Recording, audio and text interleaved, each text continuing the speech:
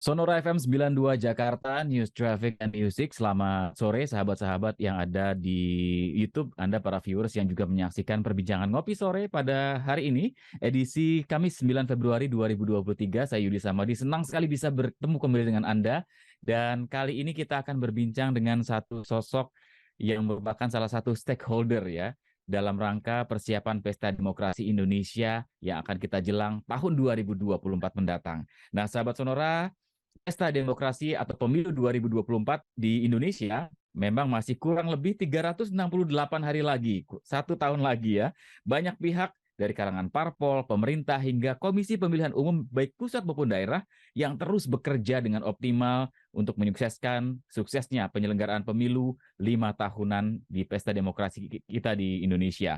Nah, sore ini kita akan berbincang bersama dengan salah satu tamu saya. Ya, kita akan membahas tentang apa saja program kerja Komisi Pemilihan Umum Daerah yang dilakukan untuk menyiapkan Pesta Demokrasi di tahun 2024 mendatang. Saya luar biasa bahagia sekali bisa berbincang langsung dengan tamu saya pada sore hari ini langsung dari Semarang, Jawa Tengah. Beliau adalah Ketua KPU Provinsi Jawa Tengah, Bapak Paulus Widiantoro, SEMM. Selamat sore Pak Paulus, salam sehat.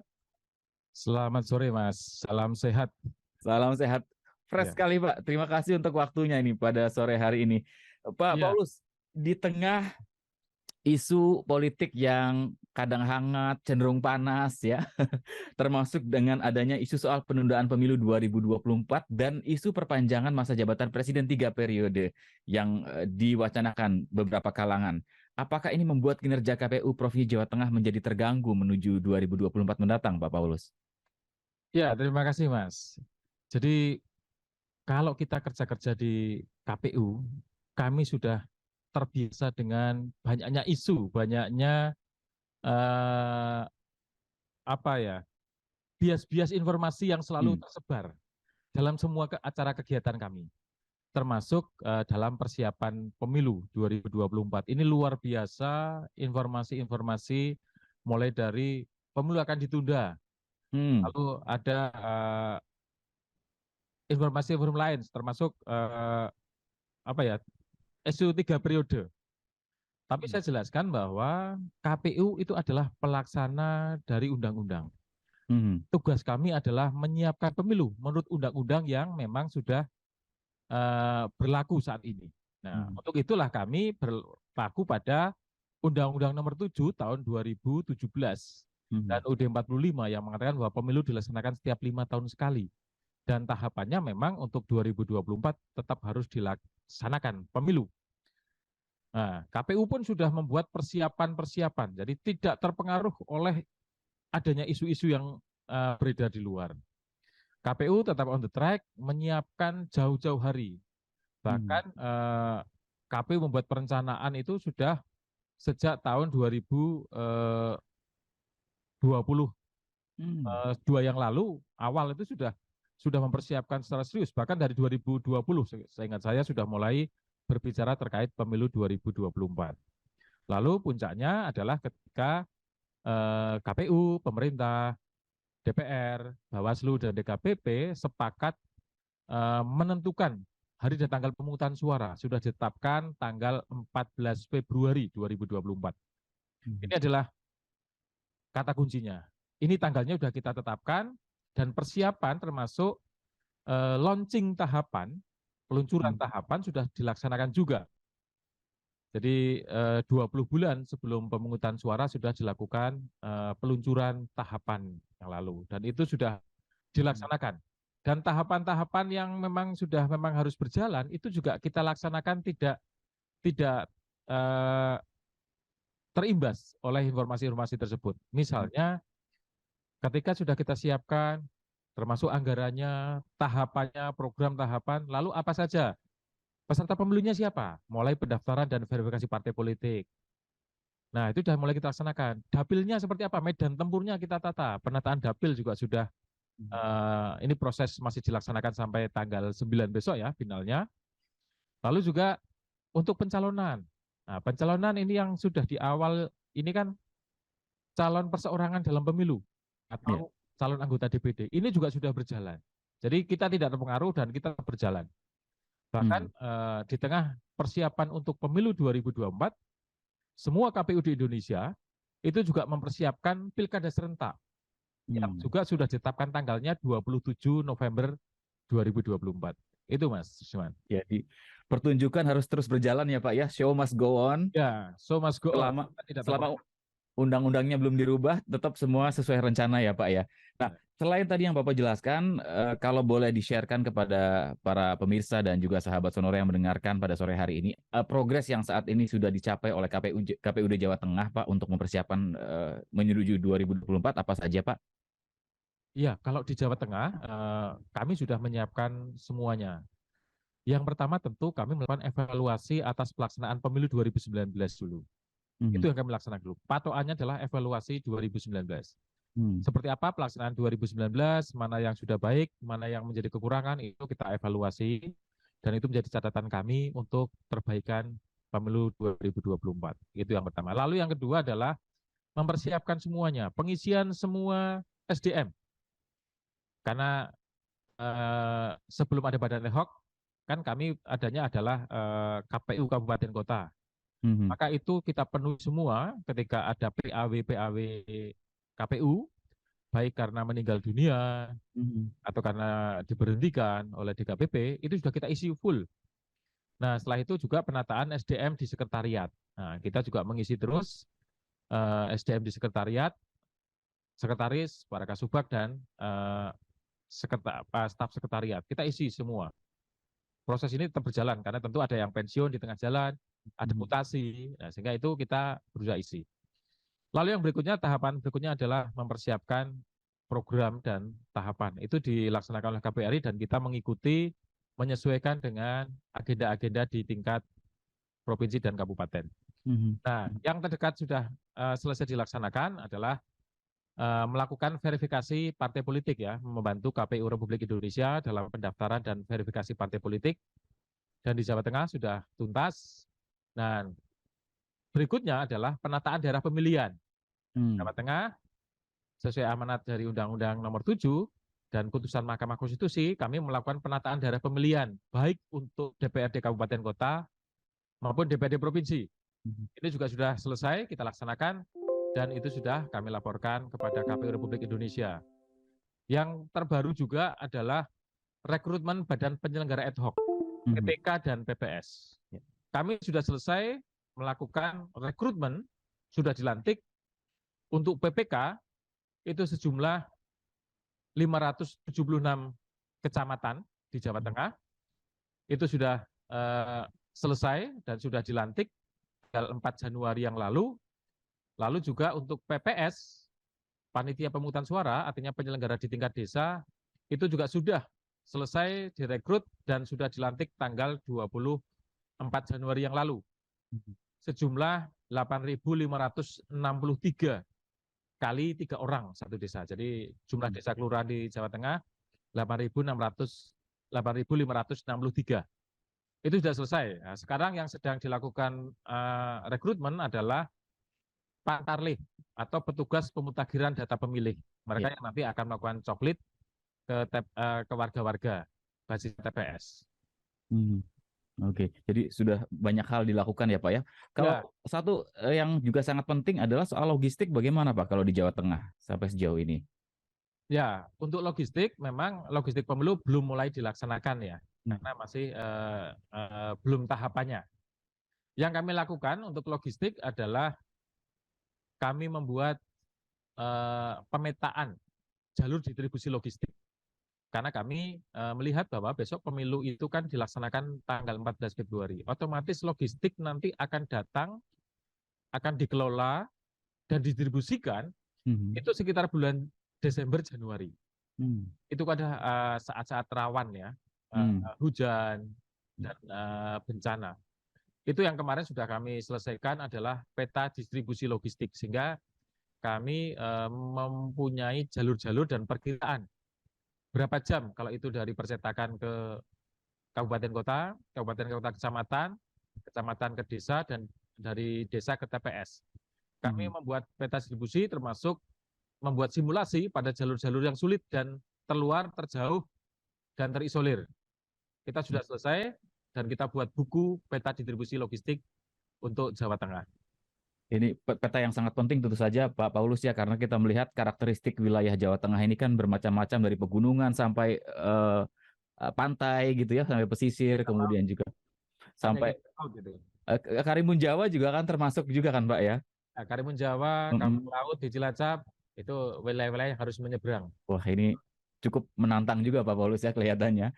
Nanti kita juga akan mohon diupdate bagaimana terkait dengan daftar pemilih. Ini juga sangat penting. Kemudian apa yang akan dilakukan oleh KPUD Jawa Tengah terkait dengan untuk meningkatkan partisipasi pemilih dalam pemilihan umum di tahun 2024. Kita jeda sebentar Pak Paulus dan sahabat Sonora, kita akan lanjutkan di segmen berikutnya. Semakin menarik ya, kita akan ketahui bagaimana persiapan pemilihan umum di tahun 2024 khususnya yang dilakukan oleh KPUD Provinsi Jawa Tengah. Ya, Sonora FM 92 Jakarta, News Traffic and Music, Anda masih bersama kami dalam program Ngopi Sore edisi Kamis 9 Februari 2023 dan kami masih berkesempatan bersama dengan Ketua KPU Provinsi Jawa Tengah, Pak Paulus Widiantoro SEMM. Kita tadi sudah mendapatkan beberapa update apa yang sudah dilakukan oleh KPUD Provinsi Jawa Tengah terkait persiapan menuju tahun 2024. Nah, yang paling krusial juga adalah tentang pengelolaan daftar pemilih. Mungkin bisa disampaikan juga nih Pak Paulus, update data pemilih untuk 2024 di Jawa Tengah dan berapa TPS dan pemilih berdasarkan pemutakhiran data yang terakhir dimiliki oleh KPUD Jawa Tengah, Pak Paulus. Ya, terima kasih Mas. Jadi kalau pemutakhiran data pemilih baru akan mulai dilaksanakan tanggal 12 Februari yang akan datang ya, mulai 12 Februari baru dilaksanakan. Yang sekarang kami lakukan adalah pemetaan TPS. Jadi kami mulai dari daftar DP4, data penduduk potensial pemilih yang diterima oleh KPU RI dari Kemendagri, itu sudah disinkronisasi dengan daftar pemilih tetap pada pemilu terakhir yang dimutakhirkan setiap bulan dalam daftar pemutakhiran data pemilih berkelanjutan. Untuk Jawa Tengah angkanya 28.560, saya tidak hafal angka belakangnya, tapi 28.500 sekian ribu itu yang kami terima. Dan ini sekarang masih proses pemetaan TPS. Kalau mengacu pada data DPT 2019 itu jumlahnya ada 27.896.902 pemilih yang tersebar di 112.000 sekian TPS. Saya tidak hafal angka belakangnya. Nah, sekarang ini kami sedang melakukan pemetaan TPS. Kami mentargetkan bahwa pemetaan ini akan selesai sampai tanggal 10. Maka saya belum bisa mengatakan sampai hari ini berapa pastinya TPS di Jawa Tengah yang kami rencanakan. Ya angkanya tidak jauh lah dari 112.000. Kami memang sedang mencoba memadatkan TPS-nya. Karena pengalaman yang lalu, kalau TPS-nya banyak, itu juga kendalanya adalah rekapitulasi di tingkat kecamatan yang waktunya lama. Ini kami sedang menata ulang desain-desain TPS, mana yang masih bisa dipadatkan. Misalnya kalau kemarin satu TPS masih 240, sekarang bisa nggak sampai 280 atau 290 di daerah perkotaan.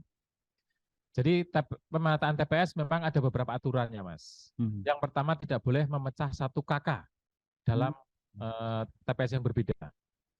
Lalu yang kedua tidak boleh memecah desa. Jadi misalnya itu juga kendala tadi, misalnya satu desa itu pemilihnya 650, maksimal TPS itu kan 300. Kami tidak bisa memasakkan itu menjadi 2 TPS, walaupun akhirnya kalau jadi 3 TPS kan tidak full nantinya ya. 650 dibagi 3 itu kan kalau di rata-rata paling hanya 200 ya 220 kurang lah, 217 per pemilih ya kalau di rata-rata. Itu kondisi itu yang tidak bisa kita lawan karena tidak boleh memecah desa. Jadi tidak boleh karena ini 250-an ya. Dibuat 250-an berarti tersisa 100 gitu. Itu nggak bisa. Tidak bisa, dari 150 gitu tidak bisa dipisahkan. 150 dipisahkan dipindahkan ke TPS TPS lain. lain. Itu yang tidak boleh. Juga tidak boleh yang menyulitkan secara geografis untuk pemilihnya. Misalnya di sini ada 100 orang, di sebelah sana ada 95 orang. Itu tidak bisa disatukan selama misalnya itu nyebrang jurang. Jalannya harus berputar. Atau ya sekarang misalnya tol.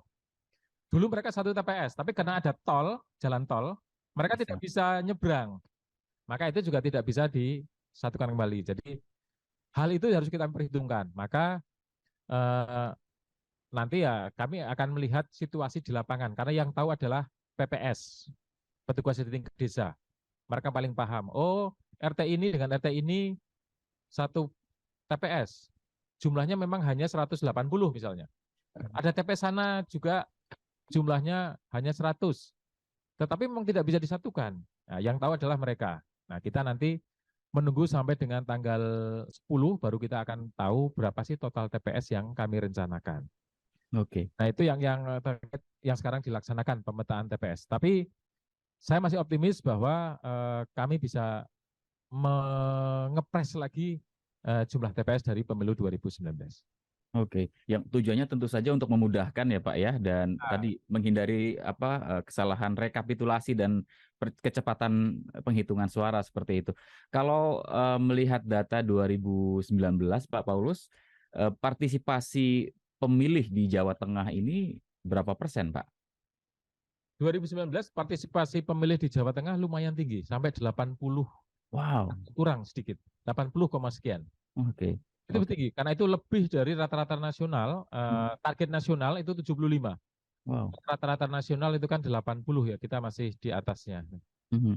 Nah, target di 2024 ini karena kita melihat Jawa Tengah ini kan salah satu provinsi yang pemilihnya paling banyak gitu Pak, selain beberapa provinsi lain.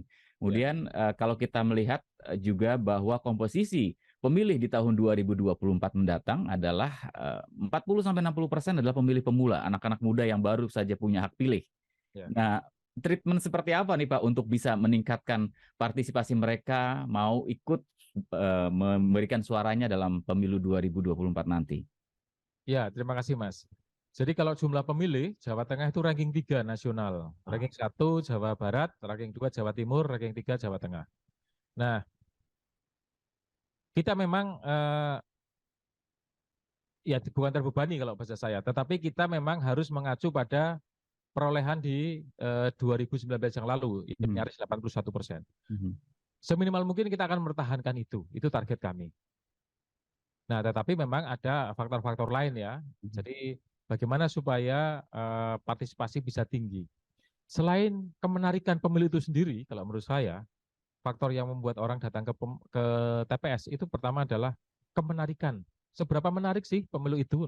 Maka kami tidak terlalu risau ketika ada isu-isu terkait pemilu, bahkan isu-isu yang memang meramaikan secara tanda kutip negatif ya. Kami selalu melihat optimis bahwa itu yang bisa membuat publik untuk tertarik datang ke TPS. Ketika ada dinamika yang lumayan tinggi. Nah, ketika pemilu itu menjadi sepi-sepi saja, nyenyet, orang cenderung, alah tidak usah datang ke TPS, tidak menarik. Tetapi ketika itu menarik sekali, para kandidat yang ditawarkan itu menarik, pemilunya juga isunya menarik, orang akan berbondong-bondong datang ke TPS. Itu yang pertama. Lalu yang kedua, tanggung jawab KPU. KPU selalu memiliki tanggung jawab. Saya dimanapun selalu mengatakan ada dua hal yang selalu saya bagi. Antara tanggung jawab dan tanggung gugat. Sebagai penyelenggara pemilu, saya punya tanggung jawab untuk memberikan sosialisasi kepada masyarakat tentang hari dan tanggal pemungutan suara dan tata cara nyoblos. Itu tanggung jawab saya.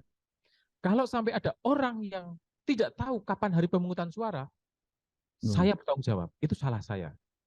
Orang tidak tahu cara nyoblos, itu tanggung jawab saya salah. Nah, yang berikutnya setelah tanggung jawab, kita punya yang namanya tanggung gugat, kalau bahasa saya. Tanggung gugat itu wilayah yang bukan porsi saya seutuhnya, tetapi itu menjadi tugas yang bisa saya lakukan untuk mempengaruhi. Jadi misalnya, orang mau datang ke TPS enggak? Itu kan hak pemilih. Dia mau datang atau tidak. Karena di Indonesia kan hak, bukan kewajiban untuk datang ke TPS. Beda dengan kita di Australia, itu kewajiban. Nah, Ketika orang tidak mau datang, itu bukan tanggung jawab saya. Tetapi itu menjadi tanggung jawab saya, karena pas saya gagal meyakinkan pemilih itu untuk datang ke TPS. Nah, itu yang tanggung jawab ini yang kita kejar kepada kawan-kawan, tidak hanya menunjukkan ini loh tanggal pemungutan suara, ini loh caranya nyoblos, tapi kita punya tanggung gugat untuk meyakinkan pemilih, ayo besok datang ke TPS. Karena apa? Kalau kamu tidak datang ke TPS, kamu tidak ikut terlibat. Ini hak yang diperjuangkan selama masa reformasi, selama ini panjang perjuangan untuk merebut hak konstitusional dari warga negara. Setelah diberikan, kenapa kamu tidak datang? Lalu kita juga harus meyakinkan seberapa pentingnya satu suara dalam pemilu. Karena kita menganut Anas one man one vote kan. One vote one person ya, of vote ya. Kita pakai itu. Satu suara punya satu orang. Sedangkan kita pakai proporsional terbuka, di mana selisih satu suara bisa mempengaruhi keterpilihan seseorang. Kalau kita yakinkan, kalau kamu punya orang yang kamu yakini bisa memperjuangkan hidupmu, dan kamu tidak dukung, maka orang-orang yang buruk itulah yang akan duduk di sana. Itu yang harus kami jelaskan kepada mereka untuk mereka hadir. Jadi itu Mas, itu yang kita dorong pada kawan-kawan. Nah terkait tadi ada 40% pemilih pemula. Itu menjadi concern kami. Kami punya 11 segmen dari sasaran sosialisasi. Ya, itu ada pemilih pemula salah satunya. Nah, pemilih pemula kami bersama kawan-kawan KPU Kabupaten Kota aktif sekali untuk masuk ke dalam sekolah-sekolah, madrasah-madrasah.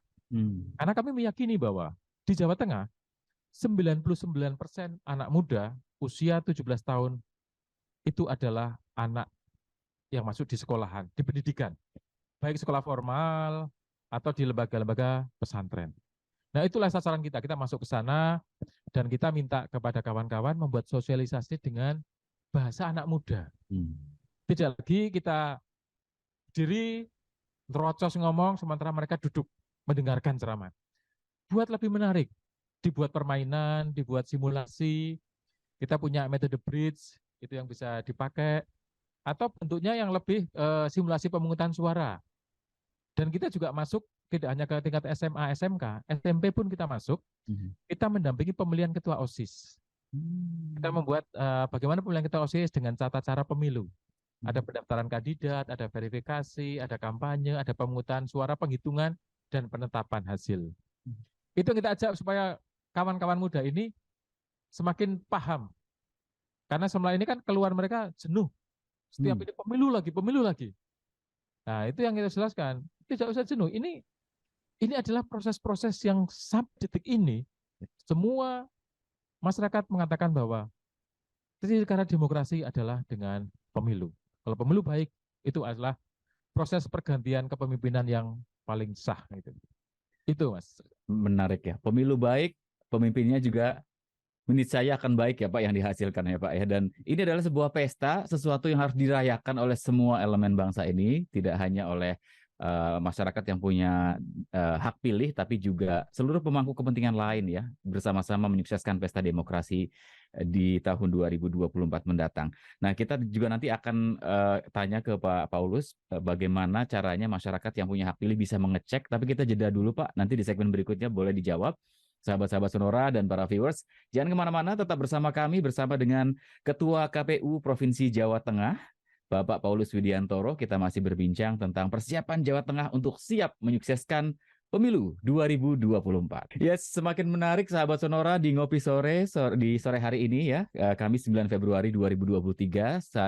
Kami masih bersama dengan Ketua KPU Provinsi Jawa Tengah, Pak Paulus Widiantoro, SEMM. Bagaimana Jawa Tengah bersiap-siap untuk menyongsong pesta demokrasi tahun 2024 mendatang, pastinya akan sangat gegap gempita karena persiapannya tentu sudah sangat panjang. Kick off-nya saja sudah tahun lalu, sahabat Sonora, dan sekarang berproses ya menuju persiapan. Nah, salah satu hal yang cukup menjadi perhatian juga Pak Paulus adalah banyak warga Jawa Tengah yang mungkin tidak berdomisili di Provinsi Jawa Tengah, kemudian ingin mengecek apakah saya sudah terdaftar sebagai daftar pemilih tetap.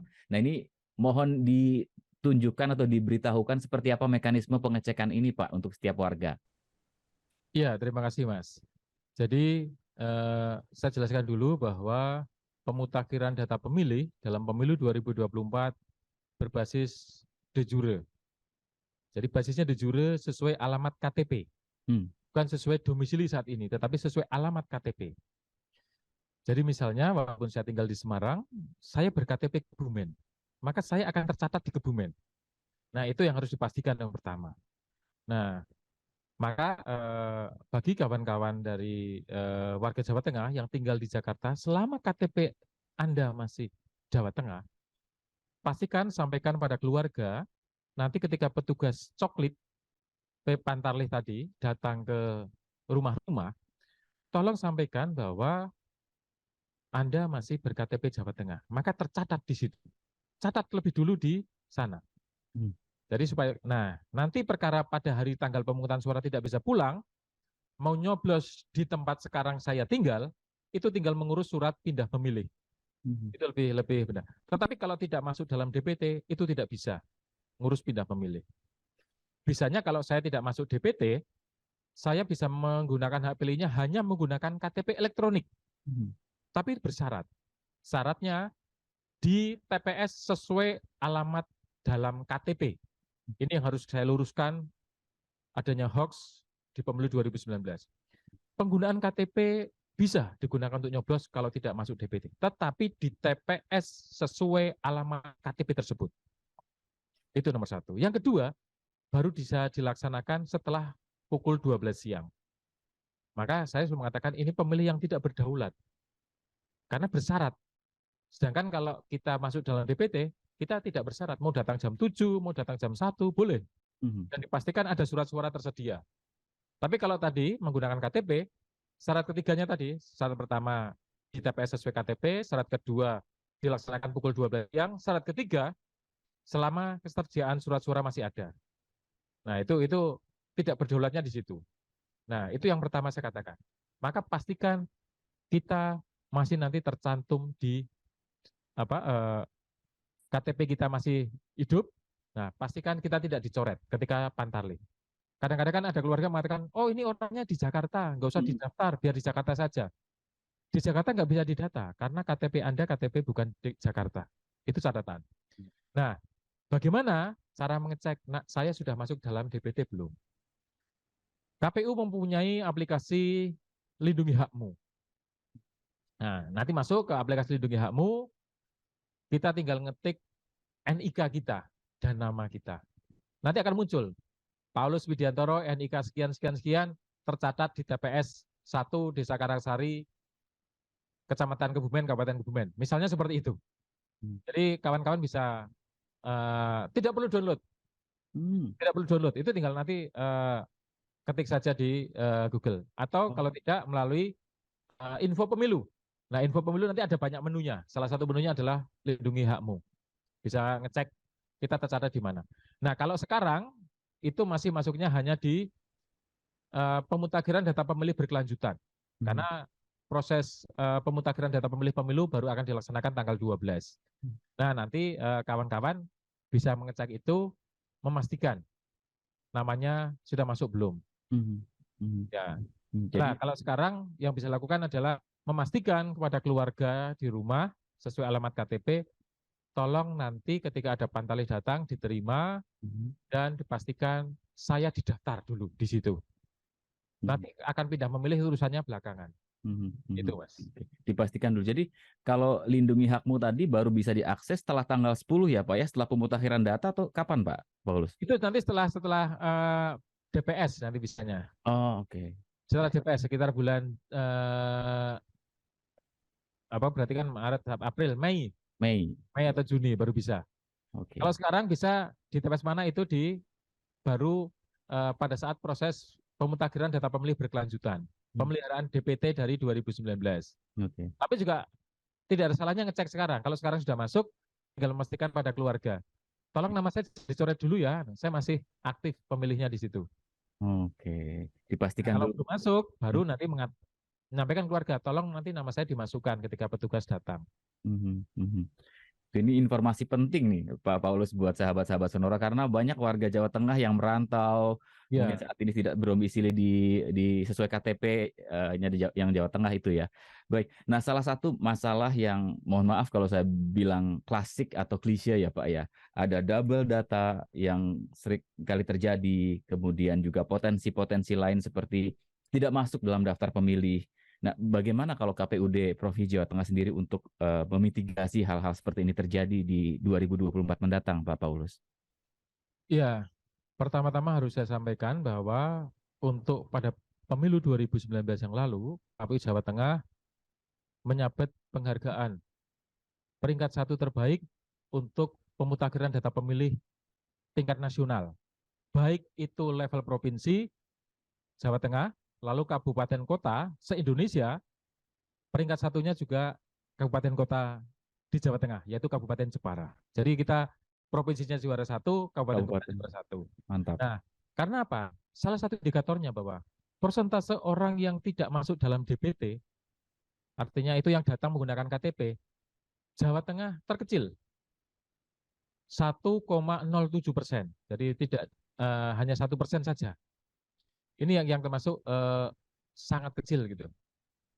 Nah, apa yang kami lakukan waktu itu? Yang kami lakukan adalah ketika proses coklit, kami punya buku buku kerja yang harus diisi oleh petugas Pantarlih dan dikontrol oleh petugas PPS tingkat desa. Memastikan bahwa semua rumah sudah didatangi. Jadi kami akan memantau progres minggu ini berapa rumah, RT-nya berapa. Jadi kami mewaspadai adanya blank spot bahasa kami. Blank spot area. Misalnya satu komplek itu tidak dikunjungi. Kok tidak ada datanya? Berarti itu tidak dikunjungi. Itu kami punya mekanisme untuk mengontrol itu. Jadi pertama di Pantarlih, sudah pastikan semua datangi.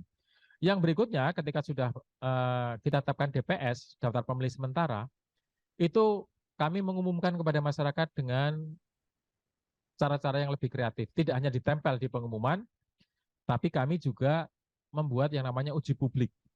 Jadi kami mengumpulkan tokoh RT, tokoh masyarakat di wilayah TPS itu, dan itu kita bedah satu persatu nama-namanya. Daftar pemilih ini siapa-siapa. Nah, jadi, oh ini berarti keluarga ini. Benar nggak keluarga ini yang punya hak pilih ada 3? RT-nya kan tahu, oh enggak, ada 1 lagi. Nah, tinggal kita cek, oh kita masukkan. Keluarga ini, ada 5 yang pemilih. Terus ada 1, kan dari RT ada data, 1 orang ternyata sudah mengurus surat pindah, menikah, lalu ikut kakak suaminya pindah. Nah, itu kan lebih terkontrol. Nah, sehingga kita bisa membersihkan daftar pemilih. Dan ke depan kami juga akan mempertahankan cara itu walaupun tidak dalam bentuk pertemuan, tapi kami melibatkan RT. Ketika selesai coklit, menjelang menjadi DPS, kami akan berkoordinasi dengan RT-nya. Ini nama ini dari kakak ini betul. Kami beranggapan bahwa RT adalah orang yang paling kenal warga di tingkat level paling kecil. Nah, itu yang kami tempuh. Lalu juga melibatkan masyarakat. Petugas Pantarlih kita juga tokoh masyarakat setempat. Jadi warga setempat yang kita anggap sangat paham dengan warganya. Jadi kami juga ada aplikasi untuk memantau misalnya ganda. Jadi nanti ada DP Tools ketika misalnya daftar pemilihnya ganda tercatat di Kebumen, tercatat di Semarang, tercatat di mana, nanti kalau selama itu ganda akan ditandai langsung. Dan itu sehingga langsung kami cross check. KPU Kebumen, KPU Semarang, KPU mana bertemu. Ini orangnya yang aktif mana? Misalnya kan bisa jadi didatangi dia mengeluarkan KTP. Ternyata KTP lama. Setelah dia pindah KTP-nya tidak tarik. Belikan misalnya. Itu kan bisa jadi. Nah, itu yang kita tanyakan ke Dukcapil. Dari 2 KTP ini yang hidup yang mana? Yang satu kan pasti sudah dimatikan datanya. Nah, karena kami tidak punya card rate untuk membaca KTP elektronik, maka kami bekerjasama dengan Disdukcapil. Gitu. Ini jadi kerjanya luar biasa, melibatkan banyak stakeholder ya, Pak Paulus ya. Disdukcapil sebagai stakeholder utama kami. Iya. Pak Paulus ada target tahun ini akan mencapai prestasi yang sama di seperti tahun 2019 untuk tadi Jepara dan Jawa Tengah. Karena kita tidak bisa melebihi dari peringkat 1 ya, kita targetnya sama. Ya, mudah-mudahan ini menjadi inspirasi juga untuk KPUD yang lain ya, provinsi dan juga kabupaten kota di tanah air untuk melakukan hal yang sama. Nah, kalau Saya penasaran juga, ada TPS-TPS yang begitu kreatif untuk menarik pemilih supaya datang dan memberikan suaranya. Ada yang dengan kostum-kostum unik atau juga memberikan gimmick-gimmick menarik gitu ya. Kalau sebetulnya dari KPUD sendiri arahannya seperti apa Pak Paulus? Dan apakah ada insentif untuk panitia-panitia yang punya inisiatif seperti ini?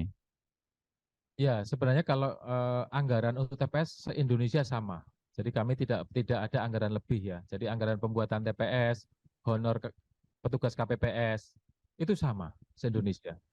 Kalau ada TPS-TPS yang mempunyai kreativitas seperti itu adalah usaha mandiri mereka. Hmm. Jadi beberapa daerah itu untuk menjadi petugas KPPS, petugas ad hoc kepemiluan, itu adalah kebanggaan. Ya. Sebuah volunteer yang sangat tinggi. Jadi mereka tidak mikir honornya berapa. Jadi honornya digunakan untuk meramaikan TPS itu. Nah, itu yang sering kali terjadi. Nah, kita memang kadang-kadang memberi apresiasi kepada TPS-TPS unik, TPS terbaik, kabupaten kota begitu. Dan itu memang murni dari swadaya. Ketika saya di kabupaten kota dulu, saya membuat lomba TPS unik, TPS partisipasi tinggi. Saya beri hadiah, tapi hadiah itu juga hasil dari uang honor kami juga. Jadi tidak ada memang dari anggaran dari pemerintah. Karena kebanggaan kami bahwa luar biasa semangat dari kawan-kawan KPPS. Itu yang kami memberi apresiasi.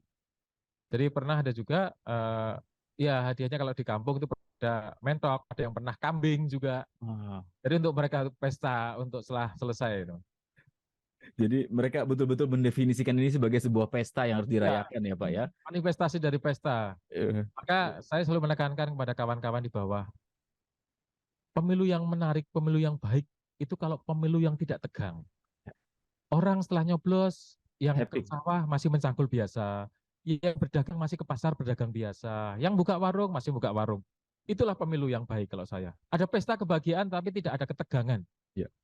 Dan Jadi tidak ada pas pemilu yang buka rumah makan tidak berani buka karena sangat takut nanti kalau ada rusuh. Itu bukan pemilu yang baik kalau menurut saya. iya, jangan sampai ada yang keluar dari WhatsApp grup keluarga misalnya Pak ya. Ah, itulah pertanyaan. Iya. Kita jeda lagi Pak Paulus, pasti ada satu segmen lagi. Ini penting juga kita ketahui bagaimana memitigasi kerawanan-kerawanan dalam pemilihan umum nanti dan bagaimana juga sinergi yang dilakukan oleh KPUD Jawa Tengah dengan stakeholder yang lain dengan kepolisian, dengan TNI. Tadi dengan Dukcapil sudah disampaikan singkat ya seperti apa sinerginya. Kita akan lanjutkan sahabat Sonora, jadi tetap bersama kami di Ngopi Sore, masih bersama dengan Ketua KPUD Provinsi Jawa Tengah, Pak Paulus Widiantoro, SEMM. Baik, Sonora FM 92 Jakarta, News Traffic and Music, sahabat-sahabat di Sonora Network yang juga menyimak siaran kami melalui streaming di sonora.id, sonora.co.id, Anda juga yang menyimak melalui aplikasi Joox. Selamat sore juga untuk Anda yang menyaksikan melalui kanal YouTube Sonora FM. Videonya akan tersimpan ya menjadi jejak digital dalam kanal YouTube Sonora FM. Jadi Anda juga bisa share ke siapapun yang membutuhkan, termasuk mungkin sahabat-sahabat sanak saudara Anda yang ber-KTP Jawa Tengah. Ini penting, tapi sebetulnya penjelasan tadi juga relevan untuk wilayah-wilayah lain ya, terkait dengan daftar pemilih, memastikan bahwa kita punya hak pilih di daerah kita masing-masing sesuai dengan KTP kita ya. Ini juga penting untuk kita ketahui, memastikan kita sudah terdaftar sebagai pemilih dalam pemilu 2024 mendatang. Tapi Pak Paulus, kita juga tidak bisa menutup mata potensi kerawanan yang mungkin saja terjadi di Jawa Tengah. Seperti apa kalau kita melihat misalnya contoh di tahun 2019 dan koordinasi, sinergi, harmoni dengan Bawaslu, dengan polisi TNI, atau dengan unsur masyarakat lainnya seperti apa? Bisa di-sharekan Pak Paulus? Ya, terima kasih Mas. Jadi namanya pemilu, karena pemilu itu adalah ajang perebutan kekuasaan yang sah, yang legal. Tentu ada ketegangan. Orang yang sedang berkuasa akan berusaha mempertahankan kekuasaannya supaya tidak beralih. Orang yang belum berkuasa, targetnya adalah merebut kekuasaan. Nah, legalnya ada di pemilu. Maka ketika pemilu ada suasana yang tegang, itu wajar kalau menurut saya. Karena itu tadi, rebutan. Nah, bagaimana KPU sebagai penyelenggara pemilu menjaga supaya ketegangan itu tidak berimbas ke yang lain, tidak berefek yang buruk. kami selalu berkoordinasi yang pertama adalah dengan peserta pemilu. Karena mereka yang berkontestasi, yang akan berebut itu adalah mereka. Kami aktif pendekatan dengan partai politik, karena peserta pemilu adalah partai politik. Kita aktif berdialog, berkomunikasi dengan mereka. Yang pertama harus dibangun adalah rasa saling percaya. Kalau pesertanya percaya dengan penyelenggaranya, itu sebagian masalah sudah akan selesai. Tapi kalau pesertanya tidak percaya dengan penyelenggaranya, itulah awal mulai dari permasalahan muncul. Jadi itu yang kami bangun. Kami transparan selalu dengan kegiatan kami, dengan apapun transparan. Melibatkan mereka, seperti penataan daerah pemilihan. Kita transparan dengan mereka. Ini kondisinya, ini DAK 2-nya, ini logika-logikanya, ini aturannya. Nah itu kita tetap bersama. Ada masukan apa? Kita masukkan mereka. Ketika pencalonan besok, pendaftaran calon, kita dari awal akan memberikan guidance. Ini aturannya seperti apa pencalonan. Dan ketika mereka sudah menyerahkan, kita cek bareng-bareng. Ini berkasnya. Oh, ini berarti kan kurang ini. Iya, Mas ya. Dengan penghubungnya kita jelaskan. Ini aturannya ini. Berkasmu kurang ini. Maka tolong dilengkapi. Hal seperti itu kita sampaikan. Maka ketika ada yang tidak dilengkapi dan terpaksa harus kita coret, kita TMS kan, tidak memenuhi syarat, mereka paham kenapa tidak memenuhi syaratnya. Karena sudah kami kasih tahu arahnya seperti ini. Demikian juga di pemungutan suara. Kami selalu mengajak mereka melihat prosesnya. Ayo, ketika rekapitulasi, saksi tidak datang dengan lenggang kangkung tanpa data, tapi saksi datang harus membawa data. Ketika kita sebutkan angka, mereka bilang kok beda dengan saya. Di mana bedanya? Ayo kita buka bareng-bareng. Kalau perlu ngecek kembali ke bawah, tidak masalah. Itu yang kami bangun. Tetapi walaupun seperti itu, biasanya tetap ada gejolak dari yang tidak puas. Tentu ada baik pihak luar ataupun internal dari peserta pemilu. Nah, untuk itulah kami mengantisipasi dengan membuat peta kerawanan. Kawan-kawan Bawaslu sudah membuat lebih dulu peta kerawanan. Nah, KPU juga punya sendiri. Kalau peta kerawanan KPU kan lebih dari teknis ya, tadi distribusi logistik, SDM, ketika jumlah TPS yang banyak misalnya, sehingga rekapnya akan lama. Itu kami antisipasi di internal dulu dengan apa yang harus kita laksanakan itu. Yang berikutnya adalah kami juga harus bekerja sama dengan pihak lain. Tentu kami tadi selain partai politik peserta pemilu, kami punya Bawaslu, mitra kami yang sama-sama penyelenggara, tapi mereka di bidang pengawasan. Kami aktif berkomunikasi dengan mereka, bahkan acara ngopi bareng, tidak hanya rapat formal, kami punya acara ngopi bareng saja. Tidak terlalu banyak membahas detail pekerjaan, tapi saling mengakrabkan. Kadang-kadang di situ muncul permasalahan. Itu di sana ada permasalahan ini. Oh ya, kita selesaikan bersama-sama. Yang berikutnya adalah dengan kepolisian, tentu, karena mereka yang harus menjamin keamanan kami. Dengan kepolisian kami sangat aktif, bahkan nanti pada saat tahapan sudah krusial, biasanya dari Polda Jawa Tengah akan menugaskan PIC yang setiap hari berkantornya di KPU. Jadi informasi-informasi apapun kita saling bertukar informasi.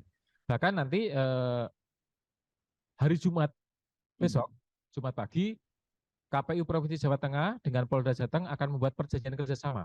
Tidak lanjut dari MOU antara KPU RI dengan Mabes Polri. Dan bersamaan juga di Semarang waktu itu tanggal 10 besok, hari Jumat, itu masing-masing Polres dengan masing-masing KPU Kabupaten Kota akan menandatangani PKS bersama, perjanjian kerjasama bersama-sama di Semarang. Itu wujud bahwa kita berkoordinasi dengan mereka. Lalu juga dengan Pemprov Jateng ya, karena dan juga Pemkot masing-masing kabupaten kota. Kita selalu intens karena mereka stakeholder kita juga dan mereka yang punya wilayah.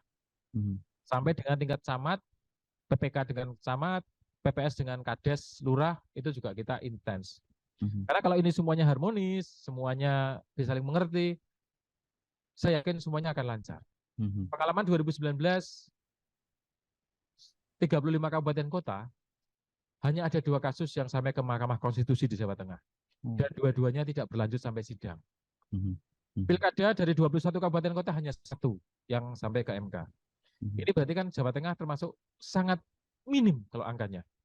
Dari 112.000 TPS tadi hanya 2 kabupaten kota saja. Ini sangat kecil dan itu anugerah yang kita syukuri bahwa di Jawa Tengah ada situasi yang saling percaya, ada situasi yang kalau ada gejolak sedikit langsung diselesaikan di awal. Itu Mas. Dan itu yang harus terus dibangun ya Pak ya, semangat untuk Ya. selalu menjaga adem, ayem, tentrem ya Pak ya, dan menghindari gejolak. Taruh peran PPS ini kan sangat penting Pak. Kalau saya menarik tadi dijelaskan oleh Pak Paulus bahwa semuanya bahagia, boleh tegang pasti, tapi tadi yang kreatif itu bahkan ada yang dengan sukarela menyumbangkan honornya untuk membuat suasana lebih menarik gitu ya, karena ingin supaya pemilihnya bisa datang banyak gitu.